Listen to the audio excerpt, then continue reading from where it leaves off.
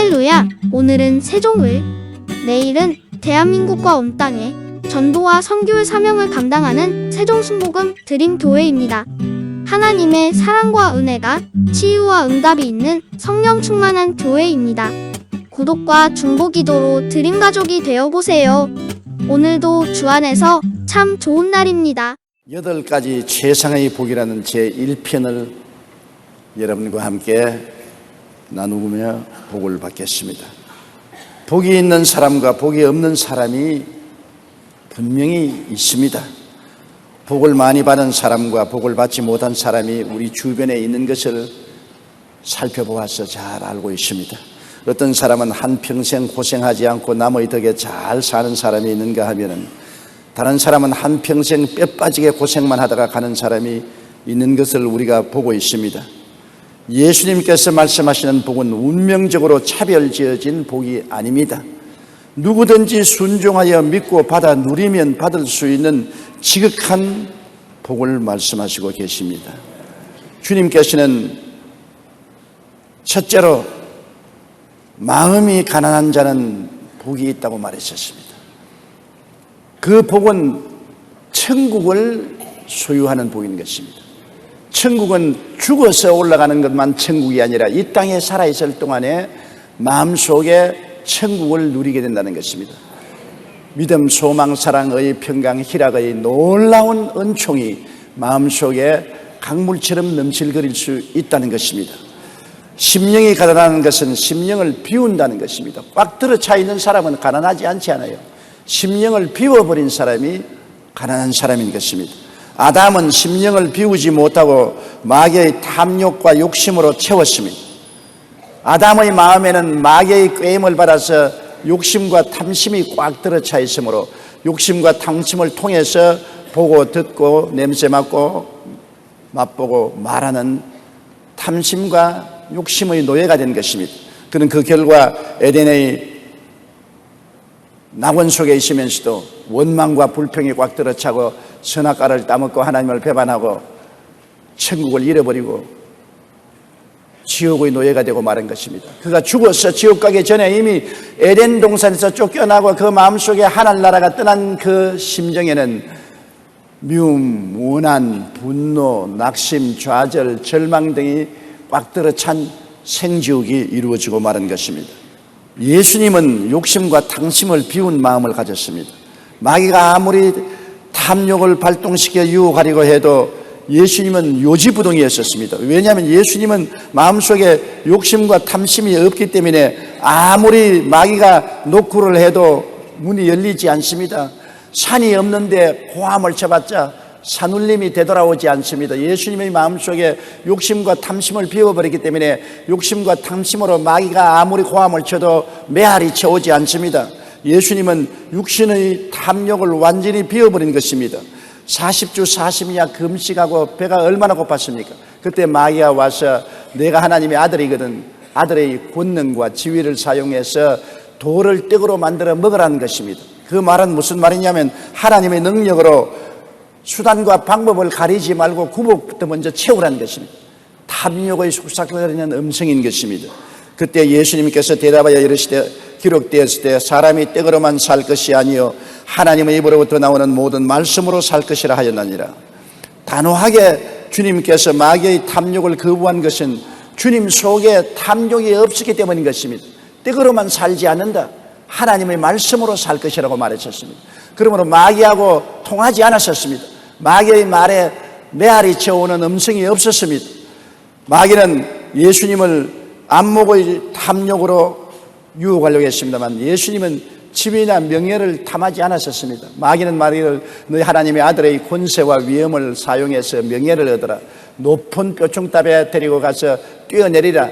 수많은 사람들이 바라보고 발에 돌이 부딪히지 않게 날씬하게 내려앉는 것을 보면 박수를 치고 너희의 명예와 영광을 돌릴 것이라고 꾀었습니다. 만일 내가 하나님의 아들이여든 뛰어내리라 기록하였을 때 그가 너를 위하여 그의 사자들을 명하시리니 그들이 손으로 너를 붙들어 발이 돌에 부딪히지 않게 하시리라고 성경까지 인용하면서 탐욕으로 주를 이끌었으나 주님 마음속에는 지위나 명예나 유명해지기를 원하는 탐욕이 없었습니다. 그러므로 거기에 메아리 치지 않았었습니다. 예수께서 이르시되 또 기록하였으되 주 너희 하나님을 시험하지 말라 하였느니라 하시니 마귀가 명예욕으로 예수님을 넘어뜨릴 수가 없었습니다. 마귀는 예수님을 높은 산 위에 올라가서 세상 부귀 영화를 다 보이면서 내게 절하면 이것을 내게 주겠다는 것입니다. 예수님의 마음속에 부귀 영화 공명을 원하는 탐욕과 욕심이 없었습니다. 그러므로 그 욕심을 가지고서 아무리 유혹해도 메아리 치지 않습니다. 게임에 넘어가지 않습니다. 예수님은 사탄아 물러가라. 주 너 하나님만 섬기고 그에게만 절할 것이라고 하는 것입니다. 여러분, 마음속을 비워버린 사람에게는 아무리 세상 것을 가지고 욕심과 탕심으로 유혹해도 그 유혹에 넘어가지 아니하는 것입니다. 우리가 마음속에 세상 욕심과 탐심이 있으면 마귀는 욕심과 탕심을 가지고 우리를 유혹하는 것입니다. 마귀에게는 욕심과 탕심 이외에는 아무것도 없습니다. 아담과 하와도 욕심과 탐심으로 유혹했고 예수님도 욕심과 탐심으로 유혹했는데 아담은 마음을 비우지 못하고 예수님은 마음을 비웠었습니다. 그렇기 때문에 천국이 가득히 차 있어서 마귀의 세계가 들어올 수가 없었던 것입니다. 우리도 우리 마음의 탐심과 욕심을 비워버려야 되는데 어떻게 비워버립니까? 주님 앞에 나와서 회개와 통회와 자복으로 욕심과 탐심을 비워야 되는 것입니다. 회개하라 천국이 가까워왔다는 말은 천국이 아무리 가까워도 마음에 세상의 욕심과 탐심이 꽉 들어 차 있으면 주님 나라가 들어올 틈이 없는 것입니다. 욕심과 탐심을 주님 앞에 회개하고 자복하고 성령의 도우심을 받아 비워버리면 그 속에 하나님이 들어오시고 예수님이 들어오시고 성령이 들어오시고 천국이 들어와서 마음을 점령할 수가 있는 것입니다. 욕심과 탐심이 있으면 그와 함께 염려, 근심, 불화, 초존, 절망이 마음속에 소용돌이치는 것입니다. 욕심과 탐심을 비워버리고 천국이 들어오면 의와 평강과 희락, 믿음, 소망, 사랑이 충실하게 넘치게 되는 것입니다. 천냥지 차이 변화가 다가오게 되는 것입니다. 성경에는 욕심이 잉태되면 죄를 짓고 죄가 자라면 사망을 갖고 온다고 말한 것입니다. 욕심이 잉태되면 죄를 짓게 되는 것입니다. 죄는 정상적인 방법이 아닌 잘못된 방법으로 욕심을 채우려고 하는 것이 죄인 것입니다. 욕심이 생기면 죄를 짓게 되고 죄가 깊어지면 죽음이 다가오게 되는 것입니다. 에베소 4장 18절 19절에 그들의 총명이 어두워지고 그들 가운데 있는 무지함과 그들의 마음이 굳어짐으로 말미암아 하나님의 생명에서 떠나 있도다. 그들이 감각 없는 자가 되어 자신을 방탕에 방임하여 모든 더러운 것을 욕심으로 행한다고 말한 것입니다.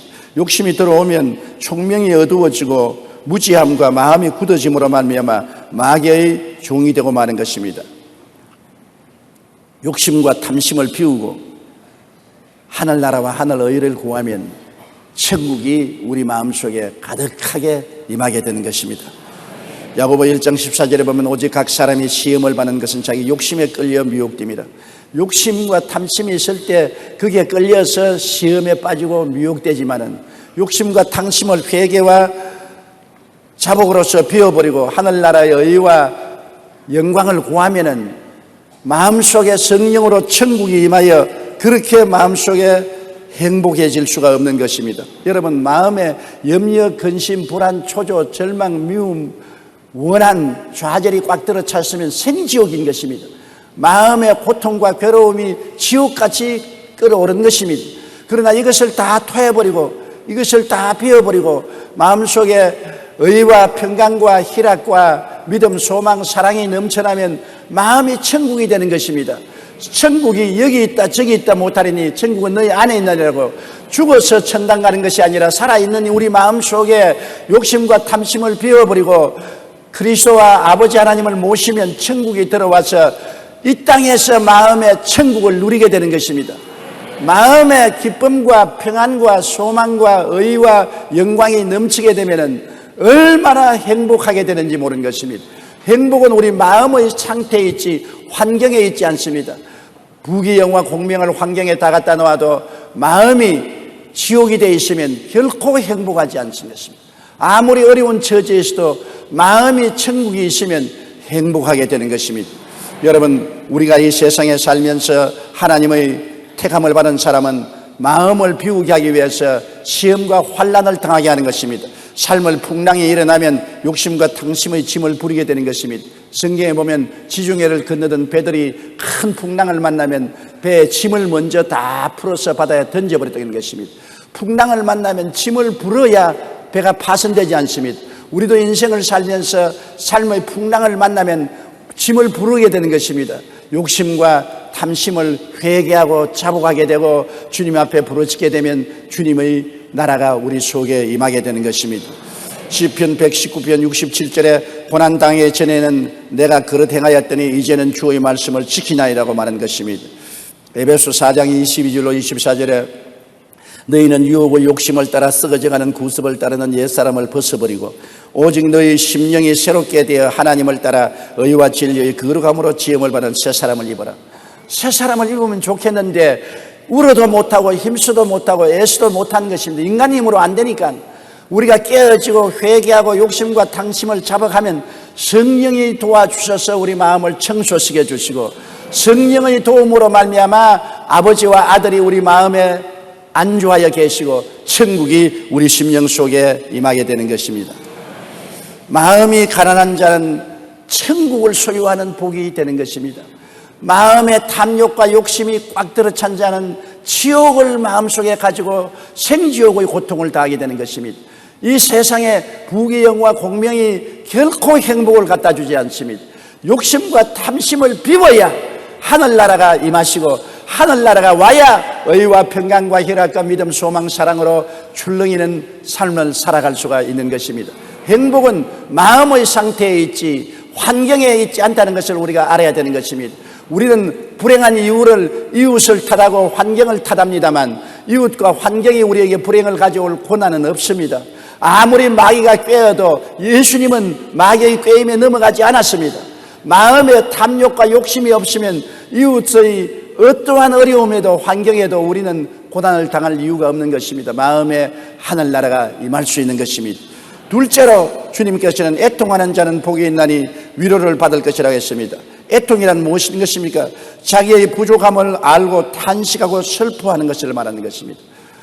자만하는 사람은 애통하지 않습니다. 자기가 잘났다고 생각하고 이만하면 되었다고 생각하는 사람은 어깨 쭉 펴고 주먹을 쥐고 금방지게 턱을 높이 들고 자만하지 애통하지 않습니다. 애통하는 사람, 가슴을 치는 사람은 자기가 얼마나 못나고 처참하고 모자란 사람인 것을 깨달아 알았을 때 가슴을 치고 탄식하는 것입니다.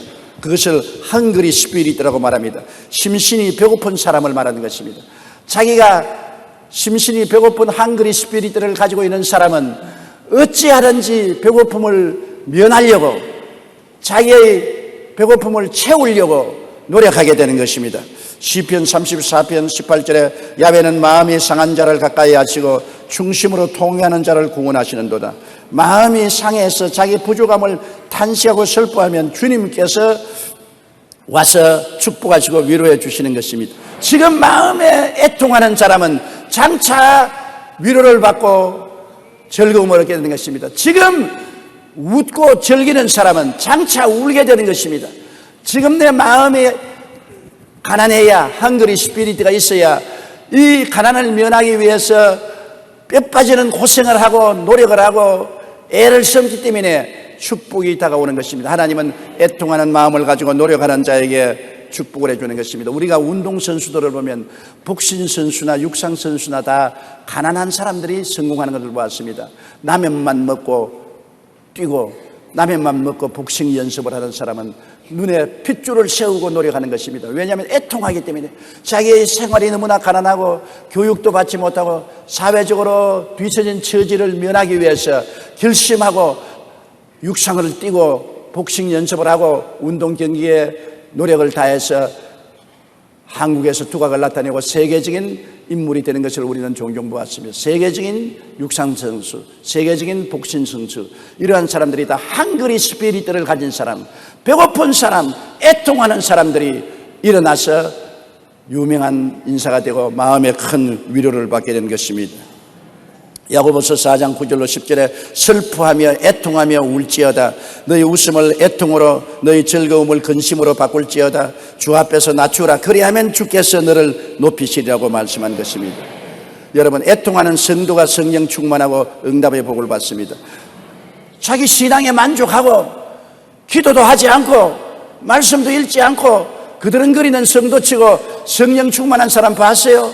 내가 은혜가 모자라고, 내가 인격적으로 부족하고, 내가 하나님께 가까이 가지 못하니 너무나 답답한 일이다. 좀 더 하나님을 알고, 좀 더 주님의 은혜를 받고, 좀 더 성령 충만하고, 좀 더 능력 있는 삶을 살겠다는 애통하는 마음으로 새벽기도 나오고, 철야기도 하고, 혹은 금식기도 하고, 산상기도도 하고, 부르짖고 외치고 하나님을 찾으면은 하나님이 그 마음속에 은혜로 채워주셔서 위로해 주시는 것입니다. 애통하는 자는 복이 있나니 저희가 위로를 받게 되어 있는 것입니다. 자만하고 만족해서 부르짖지도 아니하고 기도하지도 아니하고 그드렁거리면 하나님이 결코 부흥이라는 위로를 허락하여 주지 아니하는 것입니다. 여러분, 사무엘상 1장 11절에 보면 만군의 야훼여 만일 주의 여종의 고통을 돌아보시고 나를 기억하사 주의 여종을 잊지 아니하시고 주의 여종에게 아들을 주시면 내가 그의 평생에 그를 야곱께 드리겠다고 한나가 말했습니다. 한나는 분인나가 심히 격분케 함으로 마음이 괴로워서 야훼 앞에 애통하며 통곡한 것입니다. 한나가 분인나가 괴롭게 하지 않았으면 애통하지 않았을 것입니다. 한나는 엘가나의 첫째 아내고 분인나는 둘째 아내입니다. 둘째 아내는 아들을 쑥쑥 내가지고서 잘 사는데 첫째 아내인 한나는 자식이 없었습니다.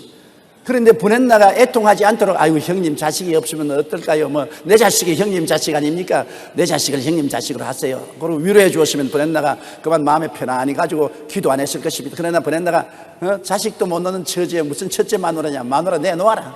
내가 첫째가 되고 싶다. 네가 무슨 첫째 마누라냐? 자식 낳아봐라. 낳아봐라. 너무나 마음에 고통스럽고 괴롭기 때문에 성전에 올라가서 한나가 애통했습니다. 그 결과 하나님께서 애통함을 들으시고 위로해서 아들을 주었는데 사무엘을 주신 것입니다. 애통하는 자는 복이 있나니 저희가 위로함을 받게 되는 것입니다. 우리가 삶을 살아갈 때 여러 가지 애통할 수 있는 일들이 생기는 것입니다. 혹은 남편 때문에, 아내 때문에, 자식 때문에, 사업 때문에, 생활 때문에 고통이 다가와서 애통할 때 괴롭지만은 그 애통을 통해서 하나님의 은총과 위로를 받게 되는 것입니다. 우리가 돌이켜볼 때 우리가 가장 은혜를 받고 축복을 받은 때가 언제냐? 애통할 때였던 것입니다.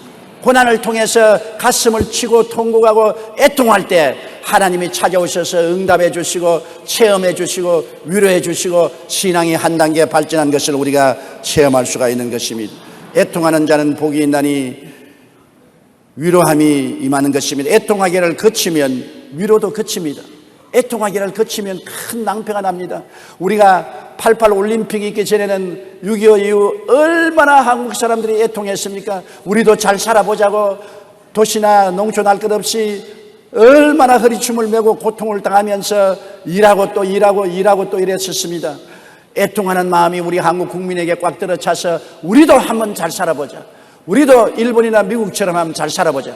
그런데 88 올림픽을 하고 난 다음 온 세계 사람들이 한국에 와서 코리아 넘버원, 와 코리아 크게 발전했다, 대단하다, 그런 칭찬을 받는 바람에 그만 어깨가 으쓱해져서 애통하는 마음이 없어버리고 마는 것입니다. 우리도 꽤 잘 사는가 보다. 그때부터 엄청나게 사치풍조가 한국에 바람이 불고 노사 분쟁이 일어나고 여러 사회 구석구석마다 잘못된 일들이 일어나기 시작한 것입니다. 결국 애통하는 마음이 없으니까 그 결과 무엇이 왔느냐? IMF가 오고 마는 것입니다. 애통하는 마음이 없기 때문에 IMF가 왔는 것입니다. IMF를 당해서 우리가 모두 다 또다시 정신을 차리고 가슴을 치고 애통하고 허리춤을 주르고 고통을 하니까 IMF를 능가해서 오늘날 이 시점까지 이르게 된 것입니다. 우리가 애통함을 잃어버리면 그때로부터 시작해서 내리막길을 걸어갑니다. 그러나 애통할 때는 하나님이 찾아오셔서 위로하고 은총을 베풀어 주시는 것입니다. 잠언서 16장 18절에 교만은 패망의 선봉이요 교만한 마음은 넘어짐의 앞잡이라 했습니다. 애통하지 않은 교만한 마음과 교만한 마음은 반드시 패망과 넘어짐을 가져오게 되는 것입니다. 요엘서 2장 12절로 13절에 야훼의 말씀에 너희는 이제라도 금식하고 울며 애통하고 마음을 다하여 내게로 돌아오라 하셨나니 너희는 옷을 찢지 말고 마음을 찢고 너희 하나님 야훼께로 돌아오라. 그러면 하나님이 위로해 주시고 북구시게 주시고 복을 주시겠다고 말씀한 것입니다. 애통하는 마음은 하나님의 큰 축복인 것입니다. 영육 간에 애통하는 개인이나 민족은 미래의 위로가 다가오는 것입니다. 여러분, 누구든지 하나님 앞에 가슴치고 통회하고 자복하며 애통하는 사람을 보고달랑 미래의 위로가 있을 것을 예언할 수가 있는 것입니다. 영적으로도 애통해야 되고 육적으로도 애통해야 신령한 은혜도 물질적인 은혜도 축복도 다가올 수 있는 것입니다. 하나님은 은혜로우시며 자비로우시며 노하기를 더디하시며 인애가 크시사 뜻을 돌이켜 재앙을 내리지 아니하신다고 성경은 말씀하고 있는 것입니다. 애통하는 자에게는 이와 같은 복이 있는 것입니다. 셋째로 성경에는 온유한 자가 복이 있나니 땅을 기업으로 얻는다고 말한 것입니다. 인간의 상식으로 생각하면 사납고 힘세고 무자비한 자가 폭력으로 땅을 차지할 것 같이 생각되는 것입니다. 사람이 착하고 마음이 부드럽고 따뜻하고 양보하는 사람이 땅을 잃어버릴 것입니다. 여러분, 아브라함과 롯을 보십시오. 롯은 아브라함의 조카입니다. 아브라함은 자기의 친아버지와 다름이 없습니다. 가나안 땅에 와서 아브라함의 목자들과 롯의 목자가 풀이나 우물 때문에 다투고 싸울 때 이것이 아브라함과 조카 롯 가운의 마음을 상하게 하는 것입니다. 그러면 조카가 온유한 마음을 가졌으면 아이고 삼촌 내가 잘못했습니다. 삼촌께서 좋은 땅을 좋은 우물이 있는 곳을 차지하십시오. 나는 삼촌을 보내시고 난 다음 내가 그 다음 땅을 차지하겠습니다. 이래야 될 거 아닙니까? 그런데 조카 롯은 아주 오만하고 방자하게 아브라함에게 대들었습니다. 그래서 아브라함이 조카야, 내가 동일하면 나는 서로하고 네가 남이라면 내가 북을 할 테니 내가 먼저 선택하라. 물론이죠. 젊은 내가 먼저 선택해야죠. 그래서 요단 땅을 바라보고 물도 넉넉하고 목초도 많으니까 그곳으로 가버렸었습니다. 아브라함은 양보하고 메마른 가나안 땅에 남았습니다만 아브라함은 하나님과 더불어 남은 것입니다. 롯은 좋은 땅을 차지하러 갔으나 하나님 없이 갔고 아브라함은 비록 메마른 땅에 남았으나 하나님과 함께 남으니까 하나님께서 온유한 아브라함에게 복을 주어서 온 가나안 땅을 다 점령하게 하고 하나님 없이 소돔과 고모라로 내려간 롯은 패가 망신하고 마는 것입니다. 여러분, 온유한 자가 실패하고 낭패하고 버림받는 것 같지만은 온유한 자는 하나님이 같이 계시기 때문에 결국 땅을 차지하게 되는 것입니다. 싸나운 자는 현재의 이익을 손에 얻는 것 같지만은 하나님과 같이 하지 않습니다. 양보하고 빼앗긴 온유한 자가 잃어버린 것 같지만은 여러분, 그는 하나님이 같이 하시기 때문에 종국에는 하나님이 축복으로 돌이켜 주시는 것입니다. 하나님이 문을 열면 닫을 자가 없고 높이면 낮출 자가 없는 것입니다. 하나님을 소유하는 자가 이기는 자인 것입니다. 아무리 인간의 수단과 방법과 노력과 폭력으로 유익한 것을 다 취한다고 할지라도 그것은 얼마 가지 않습니다. 그러나 하나님을 취한 사람은 하나님이 없는 것을 있게 하시고 죽은 자를 살리시고 악을 선으로 변하는 기적의 하나님이기 때문에 결국에는 축복을 받게 되는 것입니다. 시편 37편 1절로 2절에 악을 행하는 자들 때문에 불평하지 말며 불의를 행하는 자들을 시기하지 말지어다. 그들은 풀과 같이 속히 배임을 당할 것이며 푸른 채소같이 수산할 것이라고 말한 것입니다. 동물의 세계에 우리가 비유를 보면 사나운 짐승들이 잘 살 것 같으나 실상 보면 사나운 짐승들은 수도 적고 험한 곳에 삽니다. 사자나 범이나 이리들을 보십시오. 들판에 돌아다니지 않습니다. 고산 절벽을 타고 다니면서 고통스러운 생활을 하고 숫자도 많지 않습니다. 사자가 숫자가 많습니까? 범이나 이리가 숫자가 많습니까? 그렇지 않습니다. 싸나운 자가 좋은 곳을 차지할 것 같지만은 들판은 차지하지 못하고 높은 바위 틈 사이에 돌아다니며 숫자도 많지 않습니다. 그러나 온유한 동물은 수도 많고 평탄한 곳에 삽니다. 가장 온유한 동물이 양입니다. 양은 물고 찢을 이빨도 없고 바달 뿔도 없고 잘 뛰어갈 다리도 없습니다. 아유 온유한 짐승이 양입니다. 그런데도 불구하고 이 세상의 동물 중에 제일 많은 수가 양입니다. 뉴질랜드에 가면 인구보다도 양의 수가 더 많은 것입니다. 그러므로 온유한 짐승이 죽임을 당할 것 같으나 평탄한 들판에 푸른 풀밭에 들어누워서 살고 수도 많은 것입니다. 시편 23편 1절로 2절에 야훼는 나의 목자시니 내게 부족함이 없으리로다. 그가 나를 푸른 풀밭에 누이시며 쉴만한 물가로 인도하시는도다. 온유한 동물은 목자가 같이 계신 것입니다. 싸나운 짐승은 목자가 없습니다. 목자를 따를 이유도 없고 목자가 싸나운 짐승을 끌고 다니지도 않습니다.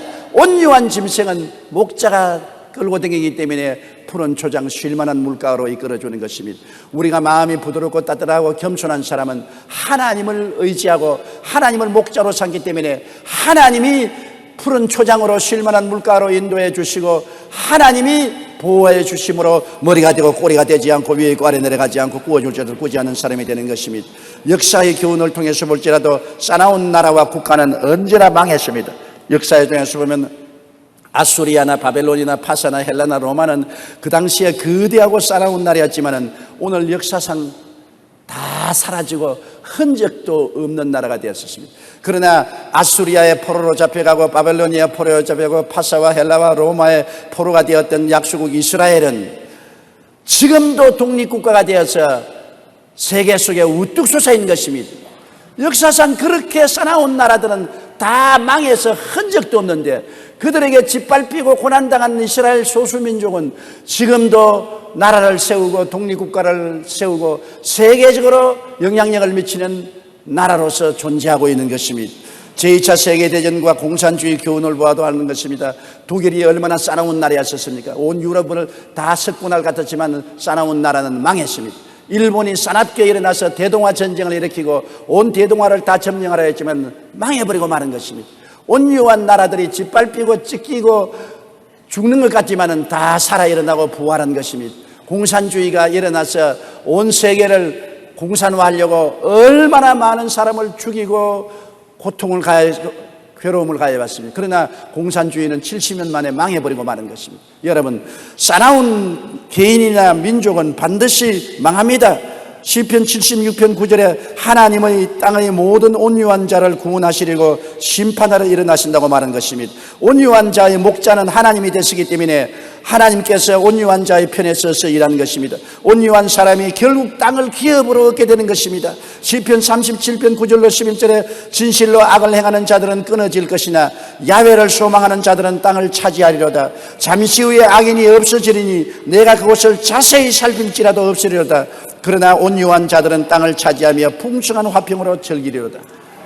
악인은 하나님과 대결하게 되는 것입니다. 온유한 자는 하나님이 목자가 되시는 것입니다. 사람이 하나님과 대항해 싸워서 이길 수가 있는 것입니까? 하나님은 싸나운 자를 대항하시고 심판하시고 온유한 자를 돌보시고 인도하시고 보호하시는 것입니다. 그러므로 하나님은 온유한 사람을 이 땅을 차지하게 만들어주는 것입니다. 마태복음 11장 29절에 나는 마음이 온유하고 겸손하니 나의 멍에를 메고 내게 배우라. 그리하면 너희 마음이 쉼을 얻으리라고 주님이 말씀했습니다. 주님 자체가 온유하고 겸손합니다. 주님은 자기를 붙잡아 가는 사람에게 몸을 맡기고 때리는 사람에게 얼굴을 돌리고 수염이 뽑히고 십자가에 못 박이고 저항하지 않았었습니다. 마음이 부드럽고 온유하고 따뜻한 분이었었습니다. 로마의 군인들과 유대인들은 예수 그리스도를 싸납게 몰아치고 십자가에 죽여서 그들이 이겼다고 생각했지만은 우리가 돌아보십시오. 로마와 싸나운 유대 군인들은 온데간데 없고 예수님은 만왕의 왕 만주의 주로 우뚝 서 계신 것입니다. 온유한 자가 천지를 점령하신 것입니다. 골로새 3장 12절로 13절에 그러므로 너희는 하나님의 택하사 거룩하고 사랑받는 자처럼 긍휼과 자비와 겸손과 온유와 오래 참음을 옷 입고 누가 누구에게 불만이 있거든 서로 용납하여 피차 용서하되 주께서 너희를 용서하신 것 같이 너희도 그리하라고 말씀하는 것입니다. 오늘 주님이 주시는 팔복 중에 3가지 복을 알아보았습니다. 다음 2주간 계속해서 팔복 강의를 하겠습니다. 하나님이 주시는 복은 예수님을 믿고 순종하는 자에게는 차별 없이 주기 때문에 우리는 깨닫고 배워서 복을 받을 수가 있는 것입니다. 마음이 가난해서 천국을 이 땅에서 벌써 가지고 살고 애통하여 주님께 부르심으로 응답받는 위로를 우리가 체험하게 되고 온유하고 겸손해서 하나님을 믿고 따름으로 말미암아 결국에 영혼이 잘되고 범사에 잘되며 강건한 성공을 이 땅에서 얻을 수가 있는 것입니다. 이러기 때문에 이러한 마음가짐을 우리가 가져야 그릇이 준비되는 것입니다. 준비된 그릇이 복을 받게 되는 것입니다. 그러므로 우리는 하나님께 하나님이여 마음의 욕심과 탐심을 다 비워버리고 마음이 가난하게 도와주시옵소서. 천국이 마음을 점령하게 도와주시옵소서.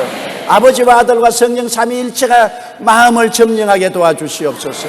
항상 애통하는 마음을 잊지 마십시오. 만족하고 이만하면 되었다고 자만하지 마십시오. 헝그리 스피리트를 가지십시오. 더 많은 은혜를 받기 위하여 애통하십시오. 더 많은 은총을 받기 위하여 애통하고 부르짖으십시오. 위로가 다가오게 되는 것입니다. 여러분, 온유하십시오. 주먹은 주먹으로, 이는 이로, 총은 총으로, 칼은 칼로 맞대결하면 다 망하는 것입니다. 오른편 뺨을 치면 왼뺨을 돌려대며, 송사하여 그것을 가지려면 조국까지 주며, 억지로 오리를 가지면 심리를 가는 온유하고 겸비한 마음을 가진 사람은 하나님이 그 편에 서 계신 것입니다. 하나님이 우리 편에 서 있으면 두려울 것이 아무것도 없는 것입니다. 하나님 없이 아무리 큰 소리하고 주먹을 휘어두리고 움켜쥐어도 아무것도 하나님 손에서 빼앗을 수가 없는 것입니다. 결국은 싸나운 자는 온유한 자를 위해서 예비하고 준비할 따름인 것입니다. 이와 같은 마음의 태도를 준비하는 그 사람은 내일이 있고 영광이 있고 축복이 있게 되는 것을 알게 되시기를 주님 이름으로 축원합니다. 우리 고개 숙여 기도드리겠습니다. 하나님, 우리 아버지여, 우리가 참으로 복을 받고 살 수 있는 마음의 태도를 가르쳐 주신 것을 감사합니다. 준비하지 않은 사람은 축복이 와도 받을 수가 없지 않습니까? 마음이 가난하게 도와주시옵시고, 애통하게 도와주시옵시고, 온유한 마음을 갖고 살게 도와주시옵소서. 세상 철학을 따르지 말고, 세상 지혜를 따르지 말고 하나님의 지혜를 따르는 우리들이 되게 도와주시옵소서. 성령이여, 우리 마음을 깨닫게 해주시옵소서. 참으로 복받은 사람이 되게 하여 주시옵소서. 예수님 이름으로 기도드리옵나이다.